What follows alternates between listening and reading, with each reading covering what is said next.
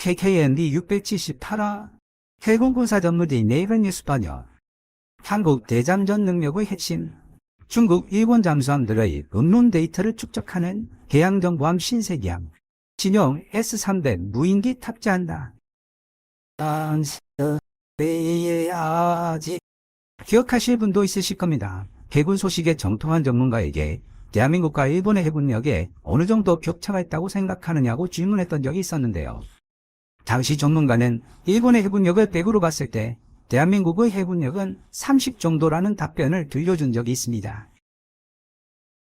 최근 일본은 이즈모급 다용도 운용모함 2척을 정항모로 개조하여 80년 만에 다시 항모 보유 국가가 되었습니다.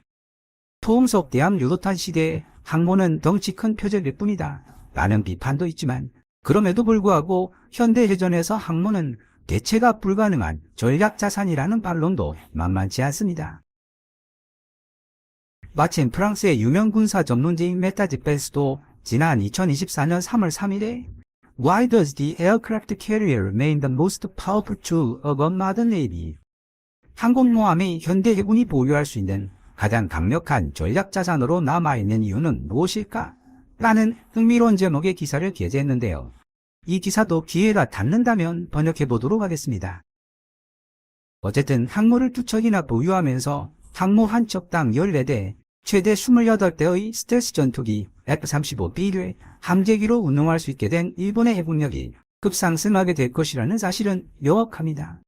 그런데 항모처럼 외부적으로 드러나는 지표들 외에 2차 세계대전 이후 일본이 쌓아올려온 해군력이 얼마나 강력한 것인지를 알려주는 지표들은 여럿 있습니다.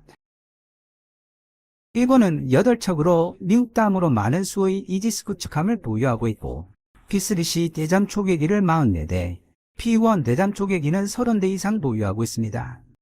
훈련함까지 포함하여 24척의 잠수함을 보유하고 있으며, 향후 11척을 추가 건조하여 총 35척의 잠수함을 보유할 계획입니다.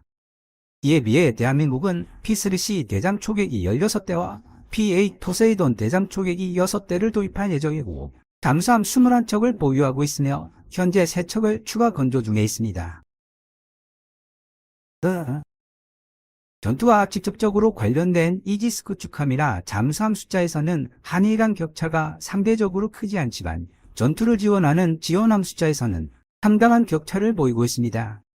이런 지원함들 중에서 너무나도 중요한 임무를 담당하고 있지만 사람들에게 잘 알려져 있지 않은 것들이 있는데요. 오늘 소개할 해양정보함도 중요하지만 외부에 잘 알려져 있지 않은 자산입니다. 따라서 네이버 뉴스의 기사를 소개하기 전에 해양정보함에 대해 먼저 간단하게 언급해야 할 필요가 있을 것 같습니다. 우수한 성능의 소나를 탑재한 해상 초계기, 해상 작전헬기, 전투함 등을 보유하고 있다면 잠수함을 탐지하는 것 자체는 그리 어렵지 않은 일입니다. 그러나 탐지된 잠수함이 어느 나라의 어떤 잠수함이냐를 판단하는 것은 전혀 별개의 문제입니다. 잠수함을 식별하기 위해서는 평소 잠수함 각각이 지닌 특징적인 음론 데이터를 대량으로 축적하고 분석하여 이를 표준화시킨 데이터베이스가 필요하기 때문입니다. 그런 이유로 세계 해군들은 다른 나라의 잠수함들이 발산하는 음론 데이터를 확보하기 위해 치열한 경쟁을 펼치고 있는데요. 이 분야에서 활약하고 있는 지원함이 바로 해양정보함입니다. 대잠전에 강점이 있는 것으로 알려진 일본은 1976년부터 해양정보함 ADS-5104 와카사를 운용하기 시작했고, 지금까지 6척이나 되는 해양정보함을 운용하며 구소련 시대 잠수함에서부터 중국 잠수함, 그리고 대한민국의 잠수함에 대한 광범위한 음론 데이터를 수집해왔습니다. 일본 해상자위대는 당연히 이러한 데이터에 기반하여 대잠전 작전을 수립했을 것입니다. 그럼 2024년 6월 21일 해군군사 전문지 네이버 뉴스가 보도한 기사를 함께 살펴본 뒤 해양정보함에 대한 이야기를 이어나가 보도록 하겠습니다. 네이버 뉴스 기사 원문은 노란색 글자로, 제4견이나 역주는 하얀색 글자로 표시됩니다. 오스트리아 업체 시베리, 대한민국 방산기업 하나시스템 및 UI 헬리콥터와 함께 방위사업청으로부터 수직 이착륙 캔 콥터 S300 무인항공기를 개발하여 납품하는 계약을 수주했다. S300 무인항공기는 대한민국 국방부에 의해 운용될 예정이다. 이번 계약은 대한민국 해군 및 해병대가 수행하는 정보 수집, 감시, 표적 획득 및 정찰 임무를 위해 하나 시스템이 S-300을 공급하는 내용으로 체결되었다.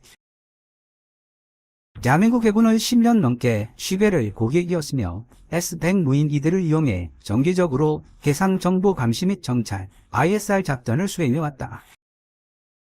변화하는 지정학적 상황과 북한의 위협은 대한민국 해군으로 하여금 무인항공기 운용의 범위를 확대할 것을 요구하고 있고, 여기도에 보다 우수한 능력을 지닌 더 크고 무거운 무인항공기의 도입 또한 요구하고 있다. 시벨 그룹 회장인 한스 게오르그 시벨은 다음과 같이 말했다. 우리는 대한민국 해군과 해병대가 S-100 운용을 통해 얻을 수 있었던 폭넓은 경험과 성공을 바탕으로 장기 채공은 물론 무거운 물건도 탑재할 수 있는 신형 무인항공기 S-300을 도입하는 계약을 하나에게 발표한 사실을 매우 기쁘게 생각합니다. S-300은 시벨 역사상 매우 중요한 이정표라고 할 수 있습니다. 나토 표준화 협정 스탄하그를 준수하고 인증 과정도 완벽하게 거친 S-300은 최대 21,000피트의 고도에서 최대 24시간 운용될 수 있으며 정보 수집, 감시, 표적 획득 및 정찰 작전에 필요한 지속적 배회 기능도 제공한다. 이 중형 무인항공기는 최대 250kg 무게의 적재물을 운반할 수 있기 때문에 복잡하고 고도가 높은 지형에서 장거리 화물 운송을 막기 위해 안성맞춤의 솔루션이 된다. 이렇게 유연하고 다재다능한 능력 덕분에 S-300은 대잠수함 작전에 필요한 다수의 운파 탐지 부표 같은 적재물들을 먼 바다로 운반하여 투하하는 작업도 가능하다. 임무 더민용성과 비용 효율성을 최대한 보장하기 위해 무거운 적재물의 운반이 가능한 중형 무인항공기 S-300은 이미 검증이 끝난 S대과 동일한 지상 통제 스테이션으로 제어할 수 있다. 강력하고 신뢰성 높은 수직 이착륙 무인기 핵심 시스템을 20년 이상 제작하면서 얻은 경험을 바탕으로 성립된 시벨의 시스템 복합 체계적 접근 방식은 앞으로 등장할 미래 무인항공기들 간의 상호 운용성도 확실하게 보장한다. 시벨은 최근 아랍에미리트의 수도 아부다비에 있는 시선 확장을 발표하며 S-300의 국제적 입지를 광범위하게 늘렸다.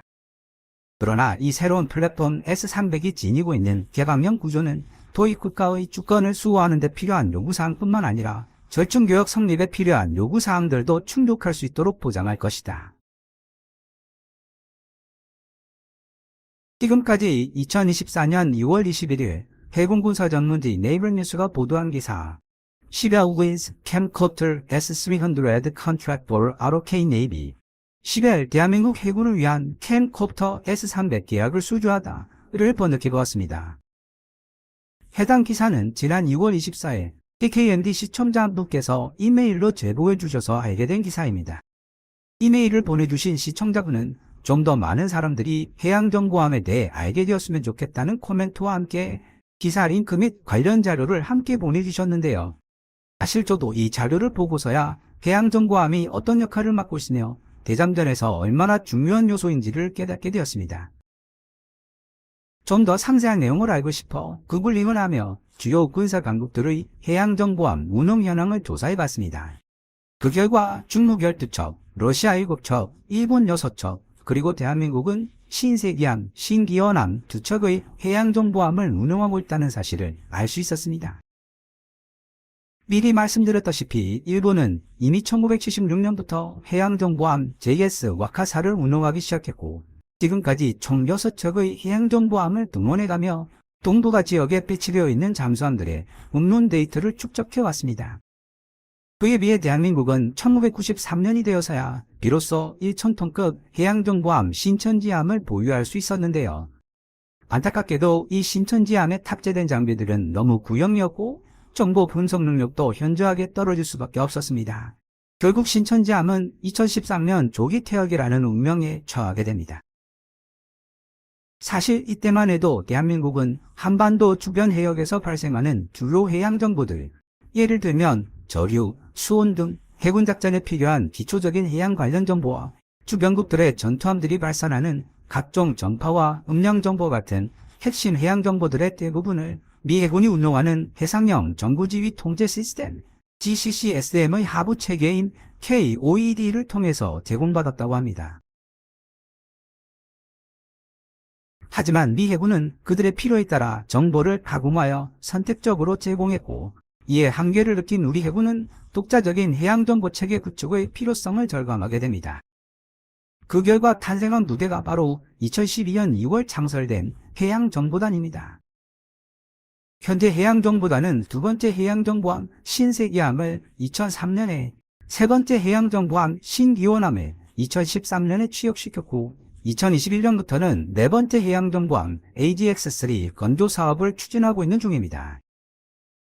자료 조사를 하면서 아직 일본이 보유하고 있는 숫자 6척의 절반에도 미치지 못하는 2척의 해양정보함만 보유하고 있다는 사실에서 안타까움을 느꼈습니다. 직접적 전투를 담당하는 수상 전투함 전력을 확충하는 사업도 중요하지만 이제부터라도 군수지원함이나 해양정보함 같은 전투지원함을 양성하는 사업도 내실 있게 진행해야 되겠다는 생각이 들었습니다. 해양정보함의 경우 최소 4척 이상을 보유하여 음론 데이터를 축적해야 미래의 대잠전을 준비할 수 있을 것입니다. 해군 소식의 정통한 전문가에게 중국은 12척, 일본은 6척 보유하고 있는 해양정보함을 우리는 2척만 보유하고 있다면 이는 너무 작은 숫자가 아닌가? 라는 질문을 던져보았습니다. 해당 전문가는 미래예전에서 해양정보의 역할이 보다 중요해지는 것은 사실이다.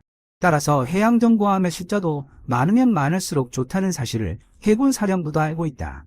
다만 인력 부족 문제가 발목을 잡고 있을 뿐이라고 답변해 주었습니다. 그런 점에서 유럽 시벨사가 새롭게 개발한 중형 무인항공기 S-300을 도입한 것은 그 의미가 크다고 할 수 있습니다. 비록 해양정보함 분야에서 중국이나 일본보다 출발은 늦었지만 무인항공기, 무인잠수정 같은 기술들을 얼마나 활용할 수 있는가에 따라 늦어진 출발로 생긴 공백을 빠르게 메워나갈 수 있을 것이기 때문입니다. 오늘 KKMD에서 준비한 내용은 여기까지입니다. 시청자 여러분들의 좋아요와 구독 그리고 광고 시청은 KKMD의 미래를 위한 양식이 됩니다. 후원 멤버 및 슈퍼땡스로 후원해주시는 고마운 분들의 댓글은 항상 감사한 마음으로 챙겨 읽고 있습니다. 방송되었던 내용들은 KKMD 공식 블로그에서도 만나보실 수 있으니 구글이나 네이버 검색창에서 KKMD를 검색해보시기 바랍니다. 지금까지 시청해주셔서 감사합니다. 케빈즈 밀리터리 채널 KKMD